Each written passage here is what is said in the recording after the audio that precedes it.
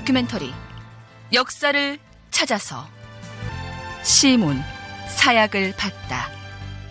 세종 즉위년인 서기 1418년에 있었던 이른바 강상인의 옥사에 대한 전개 과정을 탐색하고 있습니다.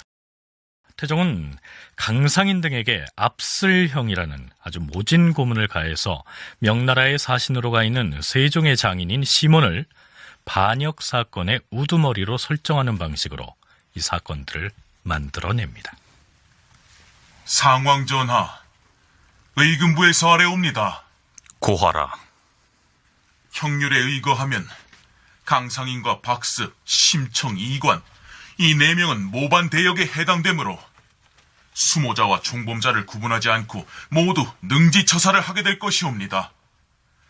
그리고 그 죄인들의 아비와 나이 16세 이상이 된 아들도 모두 교형에 처하고 15세 이하와 처첩, 조손, 형제, 자매는 공신의 집에 나눠져 노비로 삼게 할 것이었고 이각과 최지진은 강상인의 모의를 알고도 고발하지 않았으니 곤장 100대를 치고 삼천리 밖으로 귀양 보낼 것이오며 성달생에겐 곤장 100대를 치게 할 것이옵니다.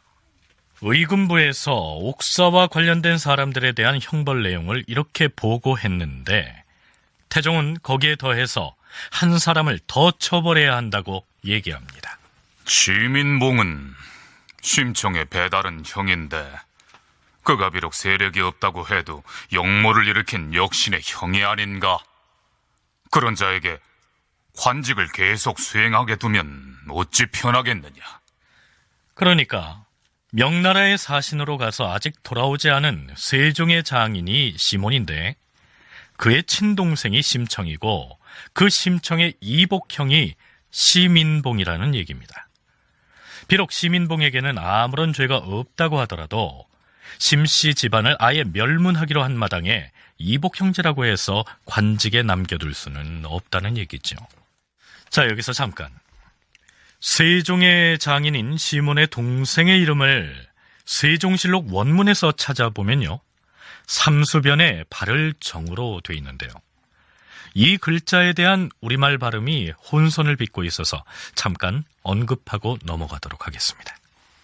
이 글자는 아래아 한글 프로그램은 물론이고 우리가 보통 사용하는 한자 사전에는 올라있지 않은 희귀한 글자인데 세종대왕 기념사업회에서 발간한 세종실록이나 국사편찬위원회에서 제공하는 왕조실록 번역본에서는 일관되게 청으로 적고 있다. 그래서 우리 프로그램에서도 그 이름을 심청이라고 하였는데 그러나 연려실기술을 비롯하여 한국학중앙연구원의 한국역대인물 종합정보 시스템에 의하면 정으로 기록돼 있다. 한국외국어대 김순자 교수는 중국의 의문서 등을 근거로 유추할 때 이 글자를 청과 정 두 가지로 모두 발음할 수 있다고 밝히면서 본인이나 그 가문에서 어떻게 읽는지에 따라야 한다는 견해를 표명한다. 청송심씨 문중에서 운영하는 카페에서는 심정으로 적고 있다. 어쨌든 강상인의 옥사와 관련 있는 것으로 사서에 거론되는 심청이나 심정은 서로 다른 인물이 아니라 시몬의 동생으로서 동일 인물인 것이다. 드디어 강상인의 옥사를 모반 대역 사건으로 결말짓고 연루된 사람들에 대한 형벌까지 확정한 다음 태종은 좌의정 박은과 우의정 이원 등을 비롯해 조말생, 원숙 등의 측근들을 불러서 술을 대접합니다. 자, 이번 사건을 잘 마무리할 수 있었던 것은 경들의 노고가 있었기 때문이요. 하여 내 술을 대접하려고 불렀으니 마음껏 드시오. 황공하옵니다, 상왕전하. 상왕전하와 주상전하는 한 몸이신데 험악하고 편협한 간신배들이 두 분을 이간시키려고 반역을 꾀하였습니다. 더구나 이들은 특별히 전하의 은혜를 입은 자들이온데 어찌 이럴 수가 있습니까? 신등은 분개하지 않을 수 없사옵니다. 그렇사옵니다, 상왕전하. 두 정승이 이처럼 믿음직하니 장차 주상을 부탁하더라도 안심이 되겠소. 그건 그렇고 우의정은 이번에 마음고생이 컸을 것이요. 신이 전일에 옥에 갇혔을 때 앞이 깜깜하였사옵니다. 강상인이 기어이 무고임을 인정하지 아니하고 끝내 신을 끌어들였더라면 어찌 변명하겠사옵니까? 천지가 아득하였사옵니다. 그때 우의정의 정상이 참으로 딱했지요. 어찌 우의정뿐이겠소. 강상인의 무고로 인해 죄 없는 사람이 벌을 받게 될까봐 나도 걱정이 많았던 것이요. 어찌되었든 이번 일은 잘 되었사옵니다. 강상인이 압슬형 고문을 견뎌내지 못해서 이 사람 저 사람 이름들을 발설했는데요. 그 중에는 우의정, 이원도 끼어 있었던 것이죠. 한국외국어대 김순자 교수의 얘기입니다. 공초가 만들어진 다음에 거기에 관계되었던 사람 중에 한 명이 이제 이원이란 사람이 강상인에게 뭐라고 얘기를 하냐면 다른 사람들을 죄에 빠뜨리지 말라 이렇게 얘기를 합니다. 사실은 강상인은 이게 혹독한 고문으로 거짓 자복한 것이었거든요. 그러니까 형벌을 받을 때는 할 수 없이 그냥 정신이 오락가락하는 도중에 원하는 대로 뭐 시몬도 연루되었고 누구도 연루되었고 다 얘기를 해줬는데 나중에 제정신이 돌아오면 자기는 그게 거짓으로 자복한 것이라는 걸 알게 되죠. 그때 이제 이원이 이런 얘기를 하니까 그때 이 강상인이 얘기를 하기를 나는 고초를 견디지 못해서 그렇게 얘기했을 뿐이고 실상은 모두 무함이다. 그건 사실이 아니다 이렇게 얘기를 합니다. 아마 박습도 그랬던 것 같습니다. 근데 어쨌든 그 태종 측에서는 원하는 공초를 받았습니다. 그래서 이 두 사람을 그냥 죽여버립니다. 중국으로 사행길을 떠난 시몬을 대역 사건의 우두머리로 만든 다음 무수한 사람을 그 옥사의 연루자로 얽어서 중벌을 가하기로 정해놓고서 사건을 꾸민 주역들을 불러서 술잔을 나누면서 무용담을 늘어놓는 이 모습을 어떻게 받아들여야 할까요? 연세대 국학연구원 윤훈표 연구원의 얘기도 들어보시죠. 이 사건의 유력한 증거는 고문에 따른 자백, 요거밖에 없었습니다. 그런데 그 박은, 이원, 조말생, 원숙 이런 사람들은 태종에 아주 가장 가까운 측근들이었습니다. 아마 이번 사건을 꾸미는데 이들이 아주 중요한 아마 역할을 했을 거라고 저는 생각됩니다. 사료상 뭐 증거는 없습니다. 그런데 이 무용담을 늘어놓는 걸 보면 이 사람들이 태종을 도와서 이번 사건을 전체적으로 어떻게 끌고 가야 될 것이다 이렇게 이제 커다란 아마 이 시나리오를 작성했던 것 같습니다. 그 시나리오의 백미 최고는 자백이었습니다. 원하는 자백. 이거를 강상인이 해주었던 것이죠. 그 자백이 안 나왔으면 정말로 어려웠을 텐데 해줬습니다. 그래서 이제 주연을 베풀게 되었던 것이죠. 아이고, 어쩐 일로 고관대작들이 저작거리에 몰려남아 있나? 조금 뒤에 여기서 거열행이 집행된대잖아. 거열형? 그게 뭔데? 죄인의 사지를 찢어 죽이는 것이지 뭐야. 아유, 소름 끼쳐. 아이, 누가 무슨 죄를 지었기에? 아유, 소문도 못 들었어? 상왕을 어릴 때부터 보필해오던 강무신가 하는 사람이 대역죄를 지었대잖아. 그럼 새 임금의 처가 식구들도 반역죄로 벌받는다는 것은 또 무슨 소리야? 아유, 글쎄 나도 그 내막은 잘 모르겠어.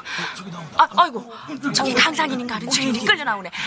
아이고, 안 됐네 그려. 죄인이 죽기 전에 한마디 할 모양인데? 다들 내 말 들어라. 나는 아무 죄도 짓지 않았다. 무지막지한 고문과 매를 견디지 못해 거짓으로 도살한 것이다. 나는 죄가 없이 이 자리에 끌려 나왔다. 저자의 입을 막고 형을 집행하라!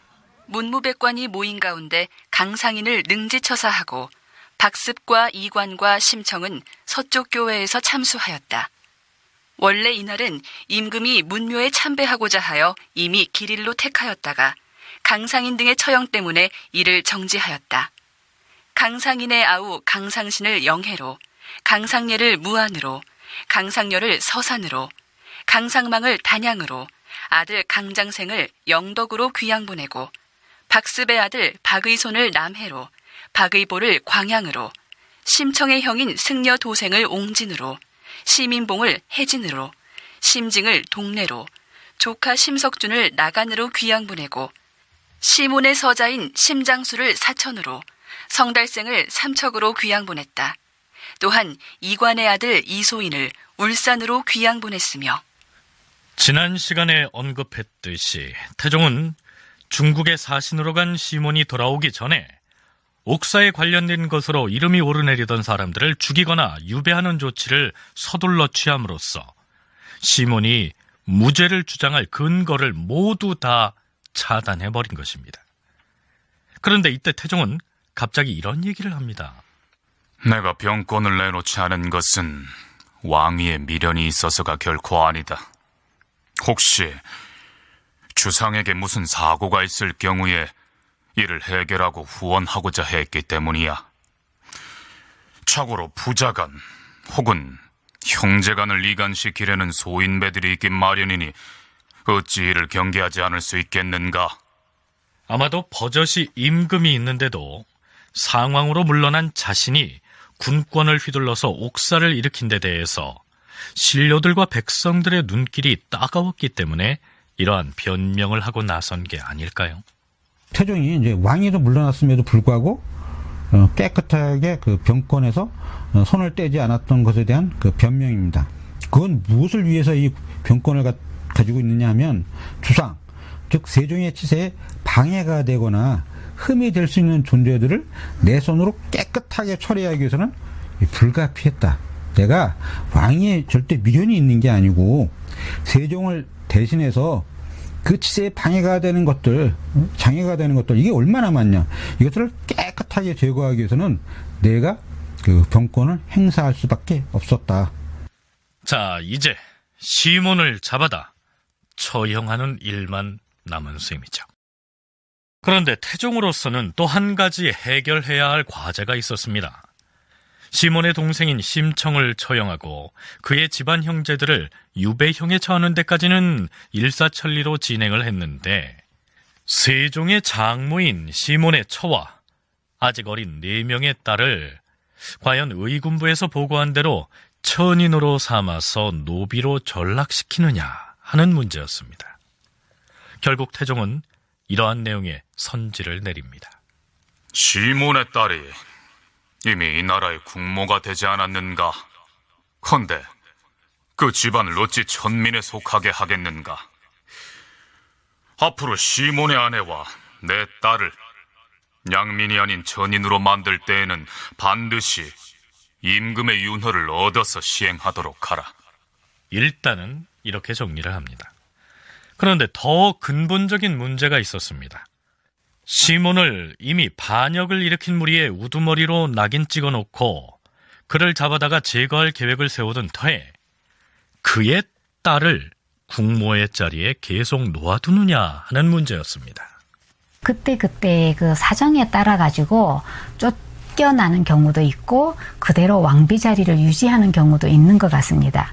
실제로 이제 태종 자신도 자기의 처가인 그 영민씨 집안을 민무결 현지 자기 처남들을 다 그 반역죄로 몰아가지고 죽였지만 자기 왕비를 그대로 뒀었고 세종의 왕비도 소원왕후 심씨도 그대로 그 자리를 유지를 합니다. 그런가 하면 어떤 경우에는 예를 들면 연산군을 몰아내고 중종 반정이 되었을 때 중종 왕비가 그 연산군 정권 몰아낼 때 관계된 사람이 딸이었습니다. 그래서 쫓겨납니다. 근데 이제 둘 수도 있는 것이죠.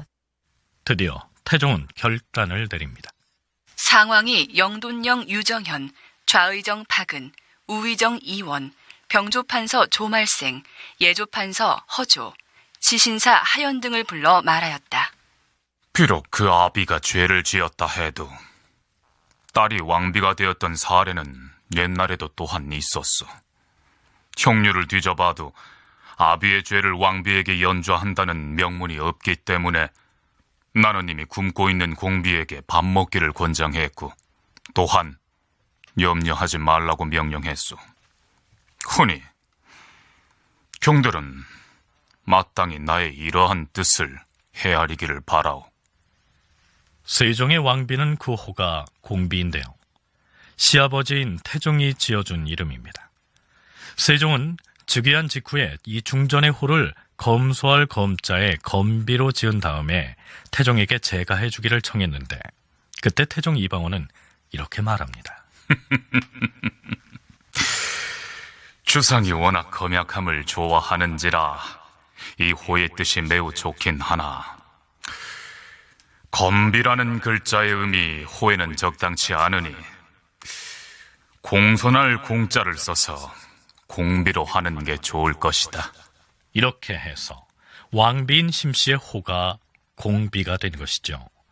그런데 김순자 교수는 비록 남편인 세종이 태종의 위세에 눌려서 자신의 뜻을 내세우지 못하는 처지이긴 했지만 설령 아버지인 태종이 왕비인 심씨를 폐하려고 했더라면 세종이 나서서 말렸을 것이라고 얘기합니다. 세종이 공비, 즉 소헌왕후를 그만큼 사랑했기 때문이란 것이죠.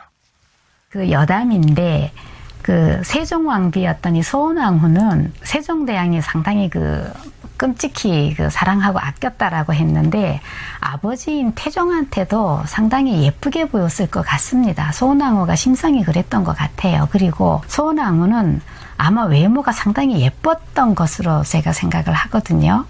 왜 그러냐면 세종대왕이 예쁜 여자를 되게 좋아했었습니다. 이거 사람들이 모르는 얘기인데 실록에 나와요, 그 얘기가. 그래서 세종대왕이 사실은 문종이 왕세자 시절에 그 왕세자 비가 2번이나 왜 동성애로 쫓겨납니다. 그 실록이 기록에 남아 있는데 그 문종 그 왕세자비를 간택할 때 세종이 직접 간택에 참여를 하면서 세종이 하는 말이 있습니다. 세종이 특별히 예쁜 여자를 좋아했다는 대목이 흥미롭습니다. 세종 11년에 세자빈을 간택할 때의 발언이 실록에 올라 있는데요. 재미삼아서 살펴보기로 하죠. 임금이 왕세자빈을 간택하는 일을 두고 황희, 맹사성, 변계량, 신상, 윤회 등에게 말하였다. 이제 동궁을 위하여 배필을 간택해야 하는데 처녀를 잘 뽑아야 할 것이요. 이 집안이 어떠한지 부덕을 갖췄는지 이런 것들이야 본래부터 중요하지만 이 뭐니 해도 인물이 아름답지 않다면 왕세자빈으로서 불가할 것이요. 과인이 부모된 마음에서 친히 세자빈을 간택하고 싶으나 예법에 그런 규정이 없어서 실행할 수가 없어 유감이요. 일단 뽑힌 처녀들을 창덕궁에 모두 모이게 한 다음 시녀들과 효령대군과 더불어 뽑게 해야겠는데 경들의 생각은 어떠하오? 전하, 그건 불가하옵니다. 어째서 말이오? 만약에 처녀들을 한 곳에 모이게 해서 가려 뽑는다면 오로지 얼굴 모양만으로 뽑게 될 것이 아니옵니까? 모름지기 덕을 보고 뽑아야 할 것이옵니다. 잠깐 살펴보고서 어찌 덕을 알 수 있겠소? 이미 덕으로 뽑을 수 없다면 용모를 보고 뽑지 않을 수 없지요.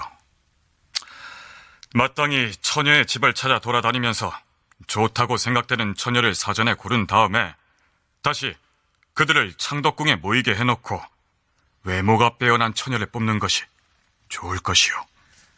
이런 세종이었으니 그가 끔찍히도 사랑하는 소헌왕후는 용모가 매우 빼어났을 것이다. 이런 얘기입니다. 그런데 윤훈표 연구원은 태종이 시몬을 반역의 수괴로 몰아서 제거하기로 했음에도 불구하고 그의 딸 공비를 왕비로 남겨두는 것은 태종이 만든 시나리오상 지극히 당연한 처사라고 얘기합니다. 이 시나리오에서 아주 중요한 게 뭐냐면 왕비인 공비를 폐하면 모든 것이 다 10% 돌아가는 그런 이제 엄청난 일이 벌어지게 됩니다. 다시 말해서 공비의 폐비는 시나리오에 없었습니다. 그거는 공비의 어떤 지위 유지, 이게 전제가 돼야 됩니다. 공비가 그 위치를 지켜야 이 외척 제거라고 하는 이 시나리오가 완성이 되는 거지. 공비가 없어지면 이 사건 자체는 정말로 아무런 가치가 없는, 그야말로 쓰레기에 지나지 않는 그런 일입니다. 애당초 태종의 시나리오가 왕권의 행사에 방해가 될지도 모르는 외척을 제거함으로써 아들인 세종의 왕권 기반을 튼튼히 해주자는 것이었는데요. 그러한 목적에 부합하자면 시몬의 딸인 소헌왕후는 그 자리에 있어 줘야 한다는 얘기입니다. 만일 소헌왕후까지 아버지의 죄에 연좌시켜서 폐비시켜버린다면 무리를 해가면서 국왕의 장인인 시몬을 제거하는 것이 아무 의미가 없어져 버린다는 것이죠. 자, 그렇다면 이제는 명나라에 간 시몬이 어떻게 되는지 그쪽으로 눈길을 돌려볼까요? 시몬이 데리고 갔던 우리 사신단만 이끌고 돌아온다면 다행이겠으나 만일 명나라 사신과 함께 온다면 곤란한 상황이 생길지도 모르는데. 명나라 사신과 함께 오지 않는다 해도 안심할 수가 없사옵니다. 그렇사옵니다.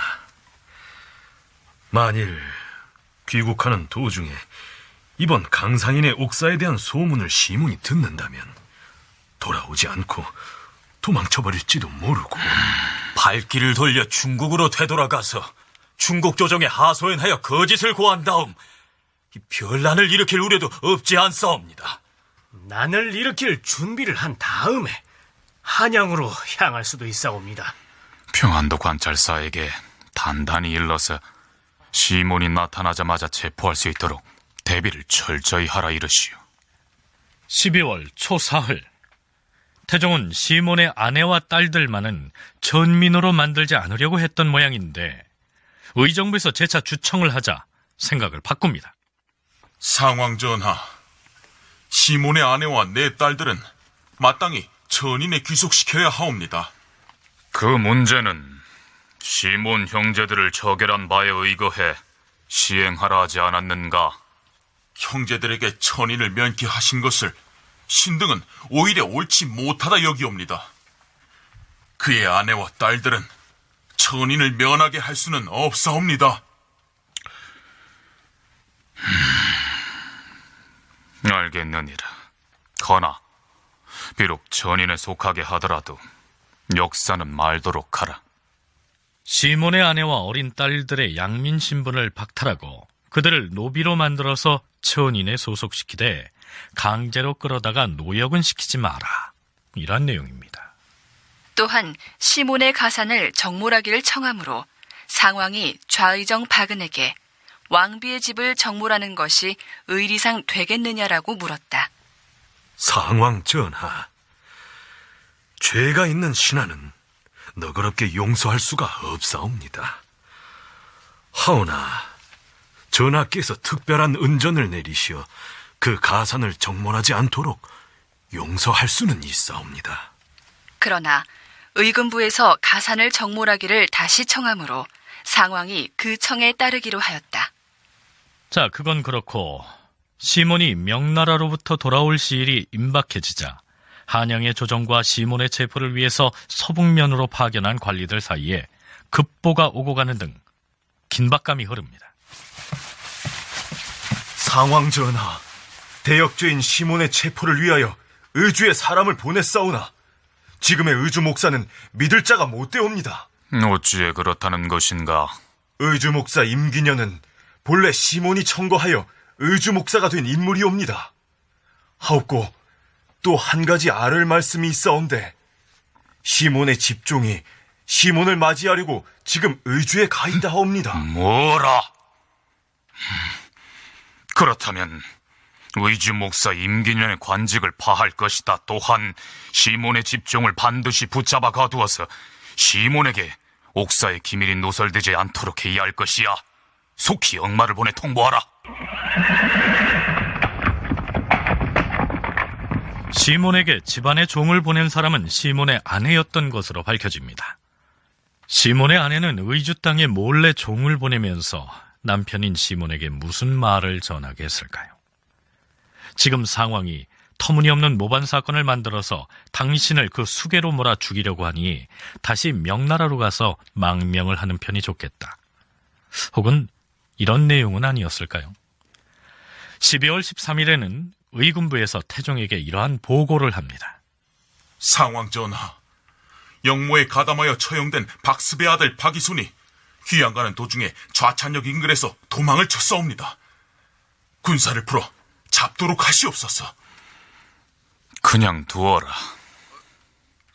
그냥 두라 하시었사옵니까? 박이손이 아비의 죄가 중함으로 유배지에서 죽음을 당할까 두려워 도망쳐 숨은 것이 아니겠느냐. 찾지 않고 내버려 두더라도 저절로 귀양을 가는 것이나 마찬가지일 터이니 억지로 찾을 필요가 뭐 있겠느냐. 12월 22일 결국 시몬은 압록강 건너편에서 체포되어 한양으로 끌려옵니다. 사신으로서의 임무를 마치고 귀국길에 올랐던 시몬은 명문을 모르는 채 포박당해서 칼을 쓴 채로 압송된 것이죠. 이번 사건은 세종의 치세에 혹시 방해가 될지도 모르는 외척 세력들을 억지로 반역죄로 몰아서 제거하려는 것입니다. 그것이 이번 사건의 핵심입니다. 이 모든 조치의 결말은 처음부터 정해져 있었습니다. 따라서 제대로 된 내용을 모르는 시몬 입장에서 볼 때는 취조할 필요가 없었습니다. 시몬을 갖다가 추조해가지고 자백을 얻어내는 그럴 필요가 아무것도 없었습니다. 왜냐하면 가장 중요한 증거인 자백이 강상인의 물통에서 나왔기 때문에 추조할 필요가 없었습니다. 따라서 관련 모든 조서를 다 꾸며 놓았다가 시몬이 돌아오면 그때 잡아서 그냥 집행하면 끝입니다. 그런데 의금부에 갇힌 시몬은 자신과 함께 모의해서 반역을 일으켰다는 강상인 등이 아직 살아있는 줄로만 알았던 모양입니다. 강상인이 나를 반역의 주모자라고 진술했다는 것인가? 이 무슨 억지를 부려서 생사람을 잡는 것인가? 당장 강상인과 박습을 불러다 나와 대질 신문을 할 수 있게 해달라. 강상인은 이미 거열형에 처해졌고 박습도 참수형에 처해졌는데 그 자들을 어디서 불러오라는 것이냐? 저 반역 도당의 수교에게 압술형을 가하라!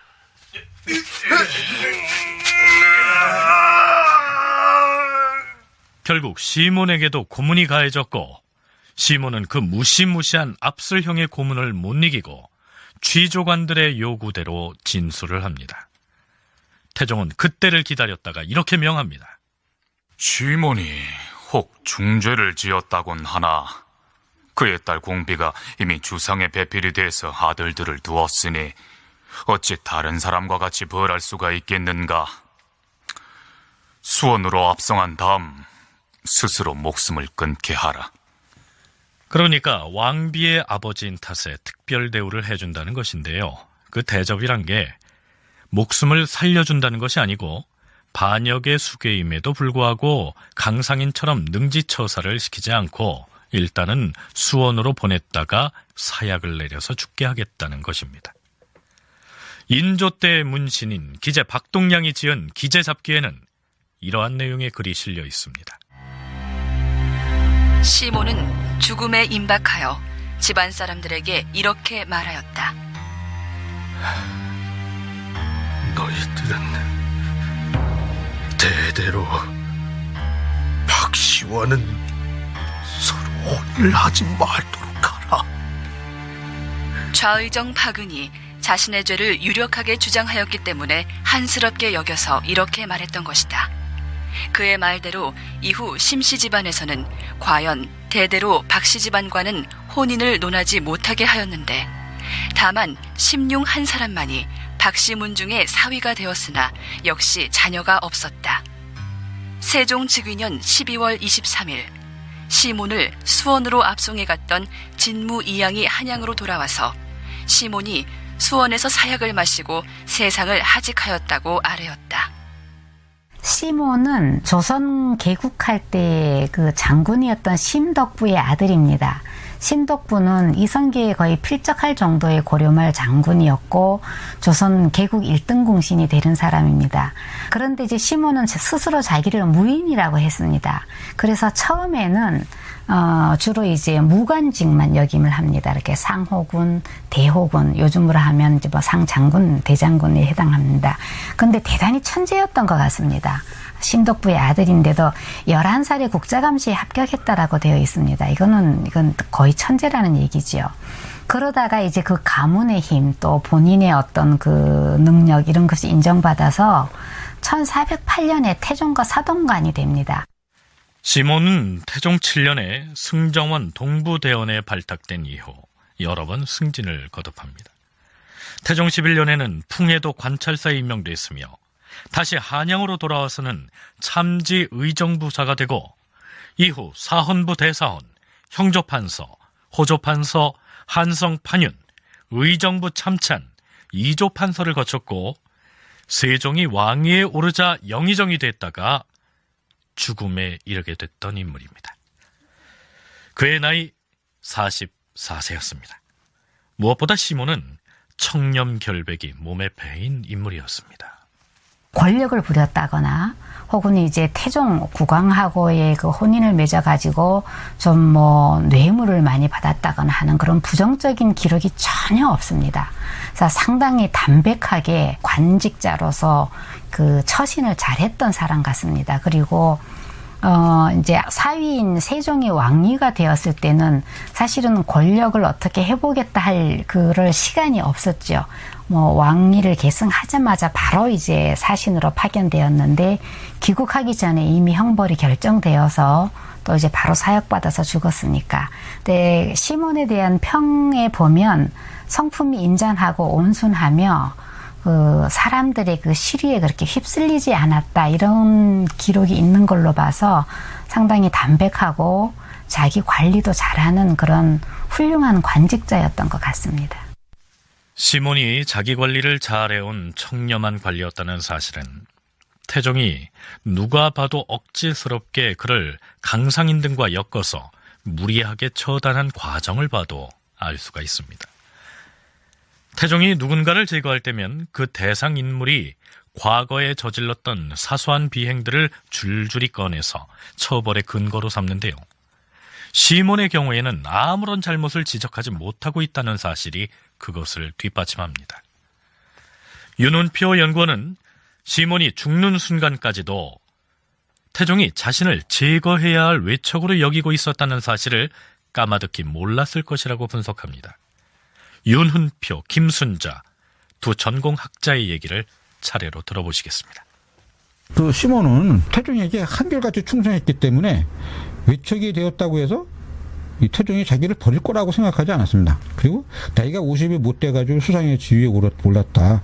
이것도 그냥 충성의 대가다. 이렇게 생각했을 가능성이 매우 높았습니다. 왜냐하면 그 사위가 어리고 이제 경험이 부족했기 때문에 이 사람을 끝까지 보필하라. 장전의 사위가 어리고 경험이 부족하니까 왕이 되었다고 하더라도 장인이 옆에서 끝까지 보필해야지 누가 도움냐 이런 은밀한 그 지시 이거로 아마 여겼을 것입니다. 이제 여기서 이제 큰 오해가 발생했는데요. 태종은 그런 생각이 전혀 없었습니다. 처가 민무군 민무질 형제는 좀 다릅니다만 왜 그러냐면 정치적 역정을 걸으면서 같이 걸어왔던 사람이기 때문에 자기가 왕이라 하더라도 일방적으로 복종하고 그러진 않았었을 것 같습니다. 그렇지만 청송심시 소우나무 가문이나 그 다음에 양녕대군의 그 처가인 김한로 가문 같은 경우는 태종이라는 왕 때문에 현달한 외척 가문이기 때문에 국왕권에 도움이 되면 도움이 되었지 국왕권에 도전하거나 하는 건 전혀 아니었을 텐데 그럼에도 불구하고 이방원이는 이 두 개 가문을 다 그 제거하는 걸 보면 이방원의 그 개인적인 그 인간성 그런 게 좀 보이는 것 같습니다. 시몬은 민무구 형제의 경우처럼 일정 부분 세력을 갖춘 외척도 아니었고 무엇보다도 태종에게 충성을 다해왔는데 그렇다면 태종은 왜 그를 죽였을까요? 이 물음에 대한 대답은 태종 이방원의 인간성에서 찾아야 한다는 것이 김순자 교수의 의견입니다. 태종 7년 8월 의정부에서 색다른 내용의 상언을 합니다. 주상 전하, 아시다시피 우리 조선에서는 금과 은이 생산되지 않사옵니다. 하온데 그 귀한 금과 은을 녹여서 도금을 하면 다시 쓸 수가 없게 되옵니다. 하여 옛 송나라 조정에서도 도금을 하지 못하도록 금령을 내렸던 것이옵니다. 바라옵건대 이제부터는 4대 물품과 각 품의 요대와 환약에다 입히는 것 외에는 무릇 금과 은을 녹여 도금하거나 서하의 입에서 꾸미는 따위의 일을 엄하게 금하시옵고 이를 어기는 자는 엄벌에 처하시옵소서. 이 기사를 통해서 우리는 당시 조선에서는 금과 은이 산출되지 않아서 수입에 의존했다는 점, 그리고 도금이 광범위하게 이루어지고 있었다는 점 등을 알 수가 있습니다. 벼슬아치들의 허리띠를 장식하거나 환약의 표면에 입히거나 서화에다가 금가루나 운가루를 입히는 사례들이 소개되고 있습니다. 문제는 중국에 바칠 조공품을 꾸릴 때 그 물목에 금과 은을 반드시 포함해야 했었다는 사실입니다. 조정에서는 정기적으로 중국의 조공품으로 바칠 금과 은을 마련하기 위해서 노심초사했는데요. 이렇게 되자 금맥을 찾아서 이른바 노다지를 캐겠다는 사람들이 출몰했던 모양입니다. 전서 벼슬을 지낸 바 있는 윤전이라는 자가 임금에게 상언하였다. 전하, 경상도 안동의 북면에 가면 은을 캐던 은갱이 하나 있사온데 틀림없이 거기서 은을 캐낼 수 있을 것이옵니다. 은을 캘 수가 있다. 중국에 4대 하는 데에 쓸 금과 은이 모자라 걱정인데 그렇게만 된다면 오죽 좋겠는가. 일단 시험 삼아 채굴을 해볼 것이오니 신에게 인부 300명만 징발하게 해주시옵소서. 그리하라. 과인이 은캐는 역사를 지원하도록 어명을 내릴 것이다. 그런데 300명을 동원하여 두어 달 동안이나 노역을 하였으나 겨우 은 3전을 얻는데 그쳤다. 관찰사가 그 일을 조사하여 아뢰니 임금이 그 역사를 파하게 하였다. 그런데 조금 뒤에 윤전이 또 풍해도에서 은을 캘 것을 청하였다. 그러자 사관원에서 임금에게 상언하였다. 주상 전하, 윤전이라는 자는 성품이 본래 어리석고 고지식해 은캐는 기술을 알지도 못하면서 공을 세우기를 탐하고 있사옵니다. 지난 신사년 가을에는 경상도를 돌아다니며 백성들을 모아 산을 마구 팠사오나 일전도 얻지 못하였사옵고, 병술년 겨울에는 또 김해와 청도로 가서 군사를 모아 땅을 팠으나 또한 얻은 것이 없었사옵니다. 안동에서 얻은 것도 겨우 3-4전에 불과하온데 백성을 수고롭게 만들고 재물을 손상시킨 것이 매우 심하옵니다. 만일 윤전이 소비한 비용을 가지고 차라리 외국에서 은을 산다면 어찌 3-4전만 사겠사옵니까? 더구나 지금은 봄철 농산일이 바야흐로 한창이어서 백성들을 역사시킬 때가 아니온데 윤전이 또 풍해도에서 작패를 하고자 하오니 바라옵건대 윤전을 소환하여 농사지을 일손을 빼앗지 못하도록 하시옵소서.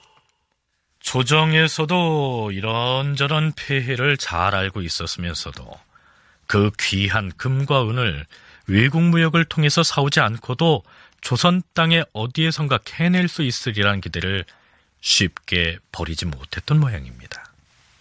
태종 11년 10월 17일 함경도의 단주와 안변에서 금 캐는 작업을 하였다.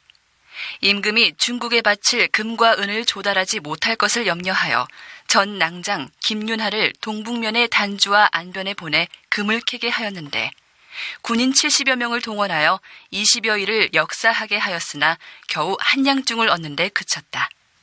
사정이 이러하자 조정에서는 조공을 바칠 시기가 닥치면 벼슬아치들에게 강제로 할당해서 금이나 은을 바치도록 강권을 발동하기도 하고 값을 평소에 2배나 비싸게 쳐주면서 수매에 나서기도 했지만 여의치 않았던 모양입니다. 태종은 드디어 중국의 예부에 이러한 내용의 자문을 보냅니다. 본국에서는 매양 조공품을 바치는 절기를 맞이하면 금과 은으로 된 집기들과 옷감, 인삼, 화문석 등을 바치었사오나 금과 은은 본국에서 나지 아니하고 예전에 상인들이 원나라를 왕래하면서 아주 소량을 마련해 두었던 것이온데 이제는 남아있는 것이 없사옵니다. 하오니 금과 은 대신에 말이나 옷감을 보내도록 윤허해 주시옵소서. 조공 품목에서 금, 은을 빼달라는 얘기죠. 그러나 얼마 뒤 임금이 또다시 금 캐는 역사를 허락했다는 기사가 이어지는 것을 보면 중국에서 여전히 조공품으로 금과 은을 요구했던 것 같습니다. 조공품을 바칠 절기가 다가오면 없는 금과 은을 조달하기 위해서 동분서주해야 했으니 그것은 곧 중국을 사대로 받들지 않으면 안 됐던 제후국의 서름이었습니다. 해가 바뀌어 세종 원년이 됐습니다. 서기론 1419년입니다. 1월 19일 황엄을 비롯한 명나라 사신단이 도성에 당도하자 태종은 국문 밖으로 나가 사신을 영접하고 임금인 세종은 편복 차림으로 백관을 거느리고 나아가 그들을 맞습니다. 명나라 황제의 사신으로서 조선의 단골로 찾아오는 인물은 고려의 환관 출신인 황엄이었는데요. 그러나 이때 조선에 온 사신은 그 목적과 의미가 여느 때와는 많이 달랐습니다. 조선 국왕은 예를 갖추어서 황제 폐하의 고명을 받으시오. 사신 황엄이 명나라 황제인 영락제에 고명을 전하러 온 것입니다. 충령이 즉위해서 조선의 왕이 되었음을 인정하고 임명장을 수여하겠다는 것이죠. 명나라 황제가 조선 국왕으로 정식으로 임명한다. 이런 일종의 그 사령장으로 볼 수가 있습니다. 한나라 임금이 그 사령장을 받는다라고 하는 게 좀 현재 입장에서 본다면 꺼리는 부분이 있는데, 당시 조선이라는 나라가 어떤 사대라고 하는 것을 본다면 그것은 정말 정식으로 이제 세종을 조선 국왕으로 임명한다. 이러한 어떤 뜻이니까요. 아주 그 중요하고 이것 때문에 이제 그 국왕 노릇을 할 수 있는 그런 이제 그 근거가 생기는 것이죠. 사대라고 하는 입장에서 보았을 때 그런 점에서는 이제 마지막 그 세종이 이제 왕위가 탄탄해졌다. 양령을 패하고 충령을 새로운 세자로 세우는 과정에서 워낙 우여곡절을 겪은 데다 세자 교체 사실을 명나라 황제로부터 인증받지 못한 상태에서 국왕마저 바뀌는 상황까지 발생했기 때문에 태종으로서는 조공국인 명나라와의 관계를 어떻게 풀어나갈 것인지 노심초사하고 있었는데요. 명나라의 영락제가 그러한 소소한 절차를 문제 삼지 않고 통 크게 세종에 대한 임명장을 턱 하고 보내왔으니 상왕인 태종은 물론 국왕인 세종에게도 경사가 아닐 수 없었습니다. 그래서 태종은 명나라 사신이 도착하기 열흘 전에 변계량 등에게 명해서 노래 한 곡을 짓게 합니다. 상왕 전하, 무슨 노래를 지으라는 말씀이옵니까? 며칠 있으면 명나라 황제가 보낸 사신이 당도할 것이니 미리 하황은곡을 지어두어야 할 것이야. 하황은곡이면 황제의 은혜에 할애하는 노래를 지으라는 말씀이시옵니까? 그렇지. 미리 지어두었다가 명나라 사신을 대접하는 자리에서 쓸 것이야. 알겠는가? 예, 분부대로 거행하겠사옵니다. 그 하황은곡의 서문엔 이렇게 적어둘까 하옵니다. 어디 서문에 적을 내용을 말해보라. 우리 주상 전하께서 부왕의 명령을 받들어 국사를 임시로 통치하시다가 이윽고 황제 폐하의 고명을 받았기로 나라 사람들이 즐거움에 넘치어 하황은곡을 짓노라. 이것은 하황은곡의 머릿말이고 변계량이 지은 그 노래의 가사는 이렇습니다. 거룩하신 우리 시조 우리 동방 이루시니 대를 이을 아들 손자 명철하신 임금일세. 금옥 같은 그 모습에 타고나신 총명이라. 효도하고 공순하며 어질고 진실하며 학문을 널리하여 날로 더욱 독실하니 밝고 밝은 부왕께서 아드님을 아는지라 근면에 힘이 겨워 나라 일을 맡기셨네. 황제 폐하 옳다시고 밝은 명령 내리시니 임금은 머리 숙여 황제 폐하께 절을 하네. 신성하신 황제시여, 신성하신 황제시여. 조선의 은혜 넘쳐 모두 다 춤을 추며 그지없이 감격하네. 종묘사직 이어 억만년을 누리소서. 이상 소개한 내용은 그 노래의 가사인데요. 태종과 세종과 문무백관이 중국에서 온 사신들을 접대하는 자리에서 이 가사를 어떤 곡조에 붙여서 어떻게 노래를 부르고 또 어떤 춤서위를 보여주었는지는 알 수가 없습니다. 왕이 즐거운 일이 있으면 영의정 이런 사람들 이렇게 일어나서 춤춰라 하고 시켜요. 그게 우리가 요즘 생각해보면 아이 그놈한 사람들이 이게 뭘까 한데 옛날에는 심지어 장례 때도 춤추잖아요. 그래서 얘기해보면 곡할곡자에다가 뛸 용자 곡용이라고 하는데 그게 일제시대 때까지도 실제로 장례할 때 곡용을 했대요. 그래서 왜 원주민들 보면 장례 지낼 때 막 춤추면서 밤새 노래하잖아요. 그렇게 장례를 지낸대. 그래서 그게 얘기에도 보면 곡용이라고 나오는데 일제시대 초만 하더라도 그 시골에서는 장례를 옛날식으로 지내니까 그렇게 했다 그러더라고요. 그래서 남자들이 춤춘다는 게 그 남자들이 근엄하게 춤 안 춘다 하는 게 아주 최근의 일이고 옛날 선배들이 춤추고 노래하고 많이 했던 것 같아요. 드디어 사신 황엄으로부터 고명을 전해받는데요. 명나라 황제 영락제가 보내온 고명의 내용은 이렇습니다. 제왕은 온 천하의 주인이라. 다스림은 인을 널리 펴는 데에 있고 현덕은 한나라의 모범을 보여야 할 것이다.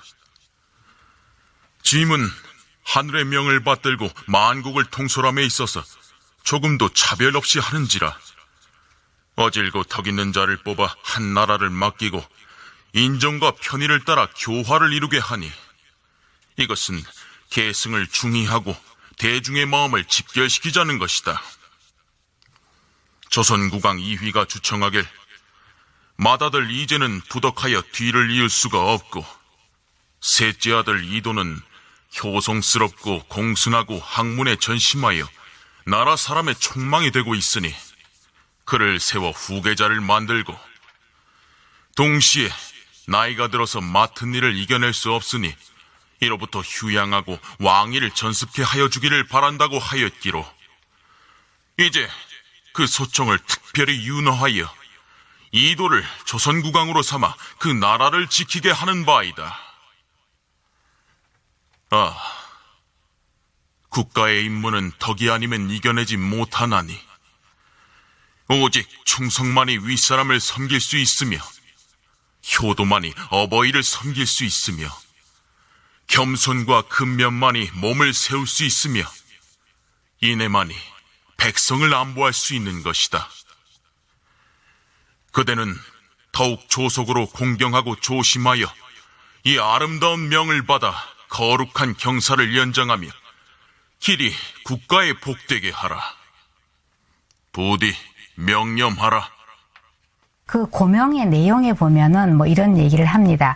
어질고 덕 있는 자를 뽑아서 나라를 맡기는 것은 원래 옛날부터의 법인 것이다. 이렇게 얘기하죠. 예, 조선에서 이제 그 조선 국왕으로 임명해 주십시오 하고 그 주청사를 보낼 때 그 주청사를 요청하는 그 외교 문서에 보면은 맏아들이었던 이제는 부덕해가지고 내 뒤를 이을 수가 없는데 셋째 아들 아무개는 아주 효도하고 공순하고 아주 학문에 전심해가지고 모든 사람들이 마음을 쏟아가지고 이 사람을 왕이 되기를 기대하고 있다. 그래서 이제 그를 후계자로 삼았습니다. 이런 내용이 있었습니다. 그런데 그걸 다시 인용을 하면서 그래서 이제 그것을 특별히 윤허해서 조선국왕으로 삼는다라고 되어 있습니다. 그러면 이제 조선국왕인 도장이 같이 오는 것이죠. 그러면 모든 걸 인정받았다는 얘기입니다. 명나라 황제로부터 국왕 임명장에 해당하는 고명을 받음으로써 세자 교체로부터 비롯돼서 전이파동으로 이어진 권력이양의 문제가 외교적으로 말끔하게 해결이 된 것입니다. 그러나 그 내막을 들여다보면 여전히 세종은 허울만의 임금이었을 뿐 국왕으로서의 실권은 상왕인 태종이 거머쥐고 있는 상황에는 아무 변함이 없었습니다. 자, 그렇다면 세자 자리에서 쫓겨나 궁궐을 떠난 양녕대군이 어떻게 지내고 있는지 살펴보기로 할까요?